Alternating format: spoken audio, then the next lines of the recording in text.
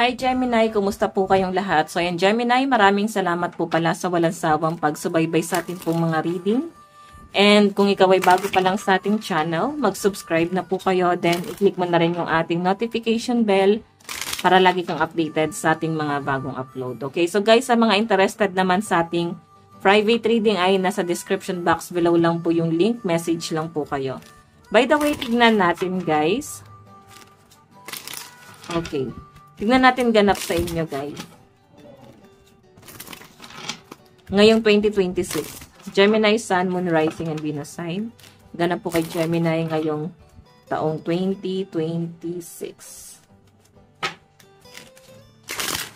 Gemini, Sun, Moon, Rising, and Venus sign. Alam nyo, guys, nagtatalsikan yung mga card mo, no? Hindi ka gaya dun sa iba kong na-reading ng mga nauna. Parang medyo may distraction. May nakikita kong distraction dito. And siguro may nakakairitang energy na papasok sa buhay mo ngayong taong 2026, no? And possible na marami ding ma-attract sa mga Gemini, marami magkakagusto, marami mapofall. Para kang artista, ganon, ang haba ng hair. Tignan natin, guys.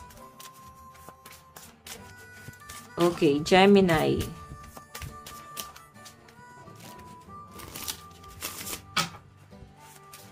Oops. You are a divine facet of the universe. Wow! Oh my God. Parang ang favorite ni universe dito. So, nakikita ko dito guys na parang merong someone na mas nakalaan daw sa inyo ngayong 2026. Tignan pa natin ha, Gemini. Parang ang taray ng mga Gemini ngayong 2026. Ang dami yung tatarayan. Ganun yung nasasagap ko dyan. I know. I was called here on a mission. Diba? Parang wala akong interest sa inyo, wala akong interest na kahit na kanino. Parang mag-entertain ka, pero parang papakiramdaman mo to kung ano ba yung intention nila. Mas malawak yung pangunawa ng mga Gemini ngayong 2026. Sa nakikita ko sa inyo guys, mas nakapokus ka dun sa mas mahalaga, I think sa goal mo sa buhay, ayan sa mga mission mo, sa mga unfinished business, yung mga bagay na hindi mo nagawa ngayong taong 2024. Baka sisimulan mo na siya ngayong taong 2024 tuloy.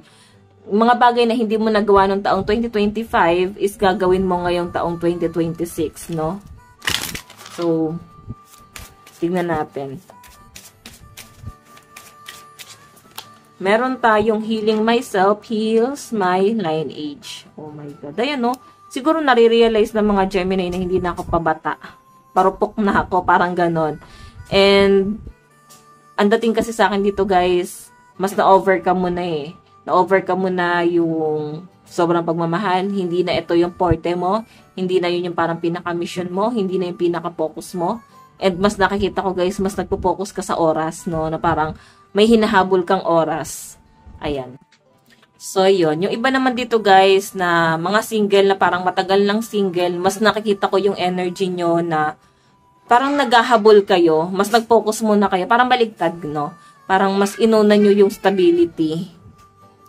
Na kung yung career yung pinakainunan nyo, yung stability nyo yung pinakainunan nyo, siguro may mga tumandang dalaga or binata na dito guys, no? Na parang saka kayo naghahabol na kailangan ko na magkaanak, kailangan ko na magkapamilya. So, yun. Diba? Yun yung nakikita kong energy dyan, guys. May mga late bloomer dito. Tignan natin. Okay, Gemini. Energy po ni Gemini. Meron tayong truth is my teacher. Ayan. May masisiwalat daw sa mga Gemini ngayong taong 2026. Pwedeng meron kang madidiscover. Meron kang malalaman. Pwedeng hindi mo sinadya pero may malalaman ka. Hindi to guys patungkol sa person mo. Siguro someone na parang malabong mahulog sa inyo yung loob eh. Malabong magkagusto sa inyo. Pero parang na-amaze ka na, hello, paano siya nagkagusto sa akin? Ano nagustuhan niya sa akin? So, alam mo yon yung feeling na siguro naging hopeless romantic na rin siguro iba sa inyo or nawala na kayo ng pag-asa, hindi na kayo nag-assume, hindi na kayo nag-expect na may darating pa sa inyo. Pero ito na nga guys, may dumarating. Ito pang tao na hindi mo ina-expect, no? Itong tao na parang hindi mo inisip na mahuhulog sa inyo and parang ang labo, no? Pero yun yung nakikita ko dyan, guys. Tignan natin. Okay. Alam mo yun guys, parang nagmamadali itong taong to, no? My heart races when I'm with you.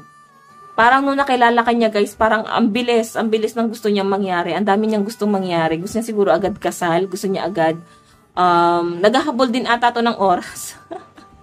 Ganon. So, ikaw parang wait lang, relax lang tayo. Pero kasi guys, sa nakikita ko dito, mukhang seryoso sa itong taong to. So, meron kang makikilala dito na someone na siguro katulad mo din na naghahabol din ng oras, panahon.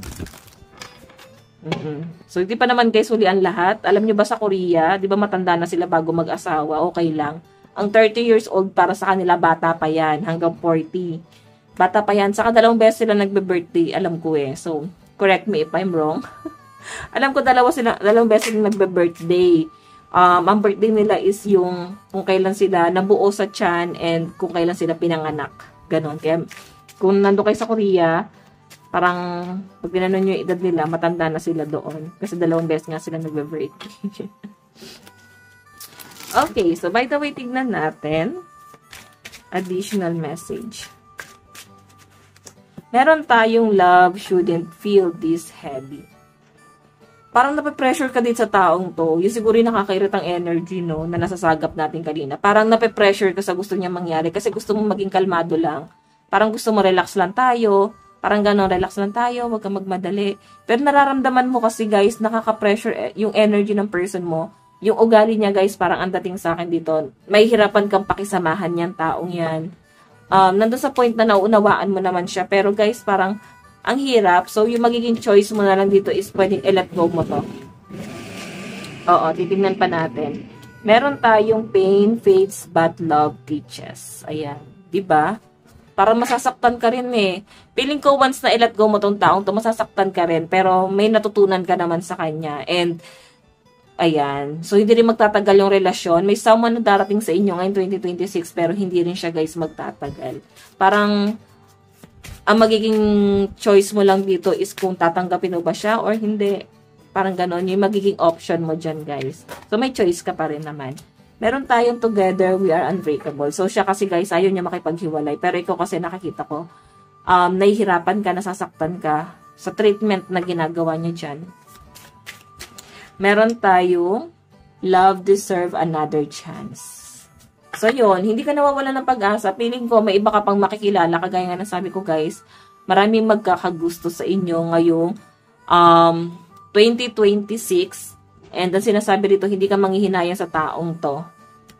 So, kagaya nga nasabi ko kanina, guys, hindi ka na manghihinayang dito. Parang tatanggapin mo na lang kung ano yung kakahinatnan mo or ninyo sa relasyon na to.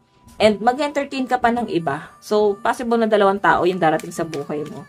Ngayong 2026, no? Pero sa mga in relationship, guys, ayun nakikita ko na magsasama pa rin naman, pero mas ramdam mo yung pressure dun sa relasyon. Tingnan natin yung message.